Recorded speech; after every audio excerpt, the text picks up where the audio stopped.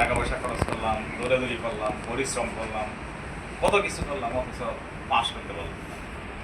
আর কাজ কাম করি, এরকম মানসিকতা কাজ করে মানুষ, তো মানুষ।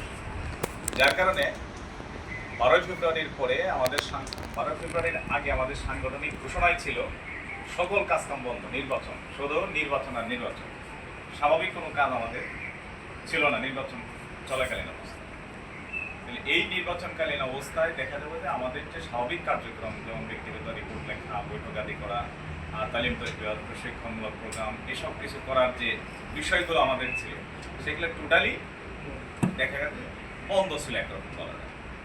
তো সেই একই অবস্থায় রেজাল্টটা খারাপ হওয়ার কারণে সেই বন্ধ অবস্থায় অনেকটাই চলছে। এখন আমরা সেই অবস্থার থেকে বেরিয়ে এসে যেন সাংগঠনিক স্বাভাবিক কাজকামের মধ্যে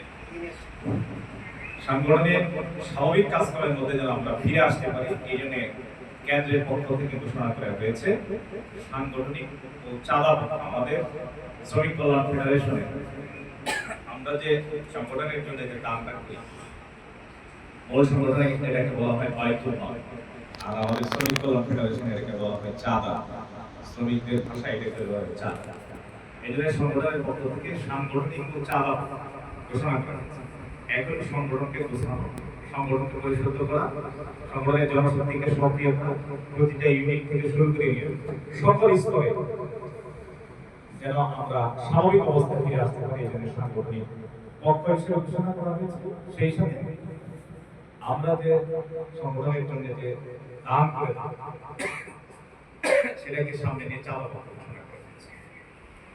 আমরা এই পক্ষে যে কাজগুলো আমরা একটা হলো এই যে আমরা সামনে যারা আছি বাংলাদেশের